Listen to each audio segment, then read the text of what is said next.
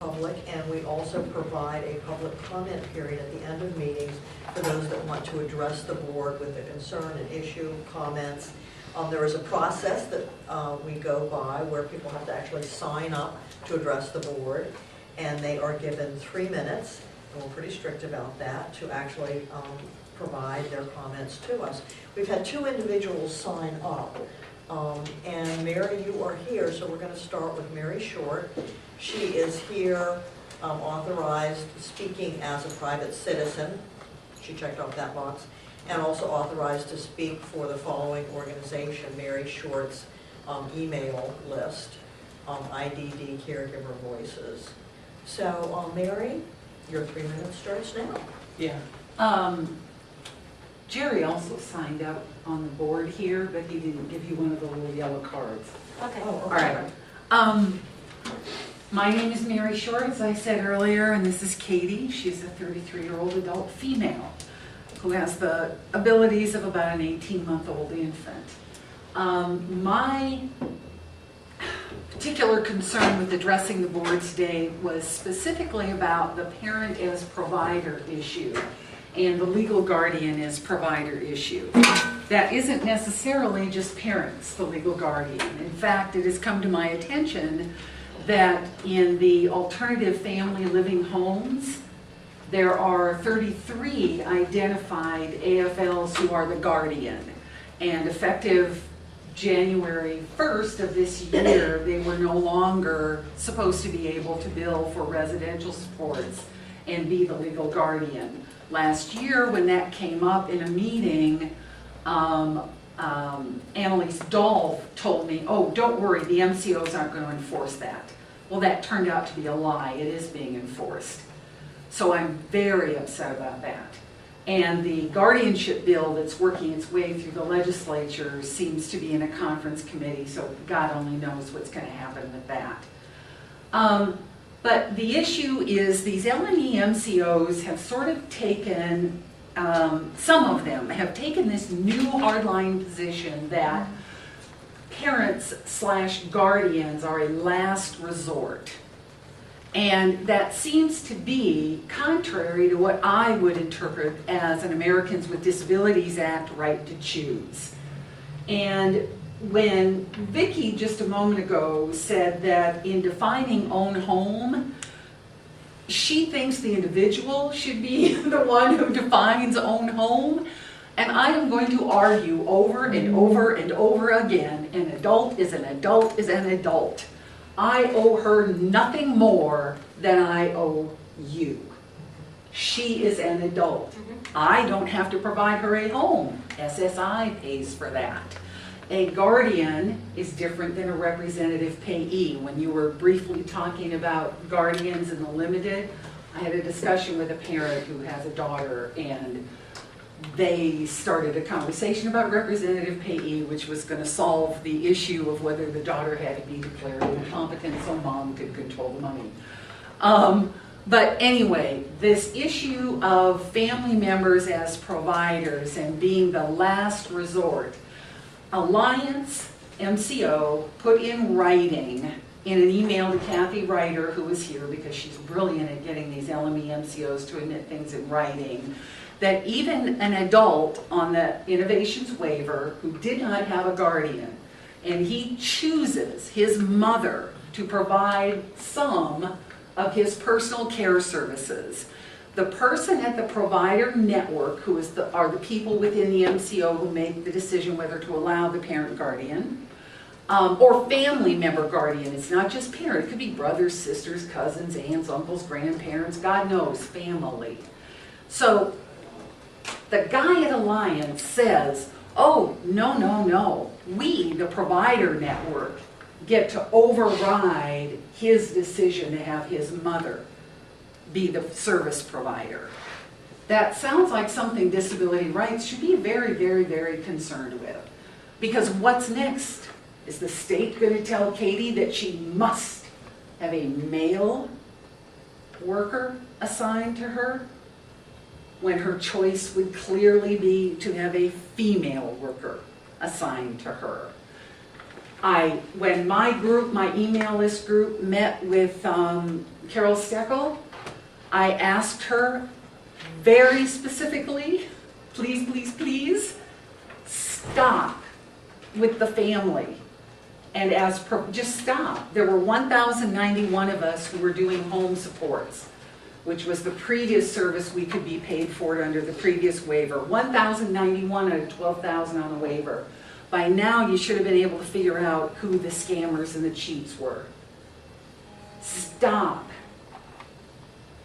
Baby boomer parents are getting ready to fall over dead, and those brothers and sisters are going to be put in the position that if they are the last resort, well, sis, enjoy that group home. Because you aren't going to be living in my home, and you certainly aren't going to be living in your own home. I begged her. I haven't had an answer, because again, they're thinking, but I begged. So I wish disability rights, even though Jennifer Bills and Morris McAdoo and who am I forgetting? Elizabeth Edwards prepared this little document, which I assume is going to be on your website also. Yep, I'm pretty sure. Even this doesn't address the ADA, what I think. The Americans with Disabilities Act, right to choose the people with whom we are going to associate. But I am very, like I said, concerned that not enough is being done by disability rights to really look into this issue of choice. My choice has always been for Katie to have her own home and her own job and her own friends, so that when I fall over dead on the floor, it's not a crisis. But so far the system in North Carolina hasn't allowed me to do that. I've had to remove her from an ICFMR because of the unexplained bruises. Oh, the third set of unexplained bruises. So I hope disability rights take some sort of a different position in helping us. Thank you. We also had Kathy Reiter, I believe. I guess she had to leave. She was speaking as a private citizen for Kathy at Creative Case Management. She wrote on the back what she wanted to say. Okay. I guess I can read this. Yeah, public comment. Or I can read it. Her first comment, public comment might benefit from being first on the agenda. 3 minutes at the end of the meeting seems designed to discourage people from commenting. 2, the general public does not see clear advocacy for disability rights as evidenced by poor info on website, no regular email updates, little response from intake calls, and or support in emergency situations.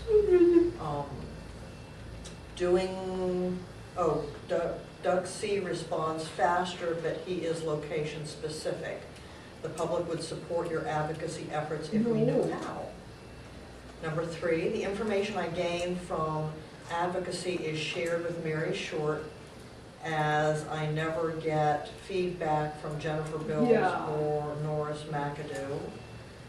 Reference to Alliance limiting IDD consumers who are own guardians being denied free choice of staff. And 4, what is the IDD equivalent to PAMI? Where are they? ? So those were her comments. The last one, the IDD equivalent is the Protection and Advocacy for Developmental Disabilities.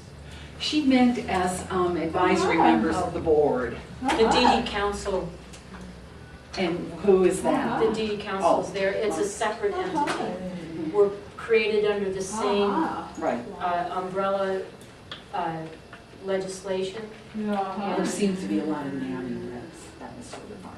Pardon me? There seems to be a lot of NAMI advisory members. Actually, I think we only have one person from NAMI on our PAMI advisory council. You probably meant PAMI advisory council members. Yes. There are a lot of PAMI advisory. Well, they're here council because members. their meeting was yesterday and they stayed over. There are actually only 2 members. One is statutorily required, Yeah. and then the other one Is nosy. Is nosy. Oh, thank you. I would not have said that. Oh, I like that. But so like Bob, for example, is just here because his meeting was yesterday, and I won't speak for him, but I think he learns a lot. Yeah. So, but you'll notice they didn't vote. That's right, they're not formal voting members of this board. Okay, Jerry Rice also signed up to speak. Thank you, Madam Chair and members of the board. Jerry Rice from Buncombe County. I'm glad to see some of the targets related to schools.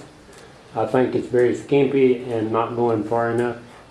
I have one big concern that I have a lot of parents in the western part that is calling your office and they're getting diverted to DPI to file complaints when it's a lot more serious than that. It's kids that are put in a box, and I'll just say that straightforward. And I'm talking about a box this high, this broad, and they're pushing them up against the wall like this, and they're holding the box, and the kid can't see over without jumping, and they're holding them in that box.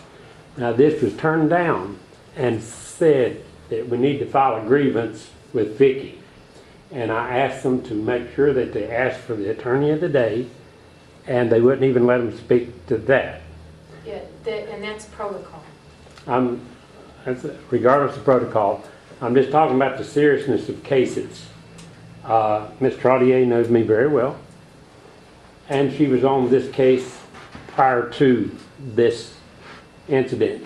Now I'm making it specific to one case, but this is much more than that. So I am diverting my parents to file office civil rights complaints because DPI is useless as far as I'm concerned. And I'm putting it bluntly, because they are playing in the hands of government agencies themselves. You talk about Connie Hawkins and her group. They're good at education. That's as far as they can go. They get a lot of information, but it don't go anywhere either. It only educates. Now, I think disability rights in the Western District has screwed us, and I put it bluntly there. You took out advocacy here in Buncombe County, and I don't even know where it's at, was a board decision or a management decision, but the western part of the state operates different than the central and the eastern. And here we have a strong advocacy. If I'm talking about an abuse of women and kids and things like that, and abuse. If you think you're going to get attorneys to volunteer here, you better get another thought coming, because they are volunteering through Pisgah Legal, which Yun was in the building with, and Yun's had the greatest opportunity to do advocacy than anybody in the state of North Carolina, and Yun screwed it up by taking it away. Now I don't know whose decision that is and whose it was, but I'm saying to you, board, you need to make your money and a target toward advocacy. When I come and shake your hand and I talk to you personally, that's a heck of a lot different than a paper or a phone call. And you had a great advocacy going. They were in the homes, and when you sit down in the home and you start talking to people, you find a lot of things out. And what happened is that ripple effect of the rock that hit the water. You're going to get information, but your advocate that is trained to deal with all these different aspects, that advocate is going to pick the phone up, they're going to call the MCO, the LME, they're going to call DSS, they're going to call other organizations, they're going to call the attorneys, they're going to call all kinds of people that is going to get help for these individuals. And now this phone call to your office gets thrown out. And I'm talking about thrown out. So I'm bringing it very blunt. So I'm sorry I have to give you the bad name when people call me for not taking these calls on kids with special needs in school. The top end of folks, adults, you're doing a good job. And you're not all bad, okay? You're doing a great job on the top end for adults and targets like that. But for school, let me just make it my last statement the point. If the schools, I'm talking about the Department of Public Instruction, and the governors and everybody else use politics for their leverage for teachers. If they have done the job that they should have done, you wouldn't be doing the targets that you're doing up here. Now that's the bottom line.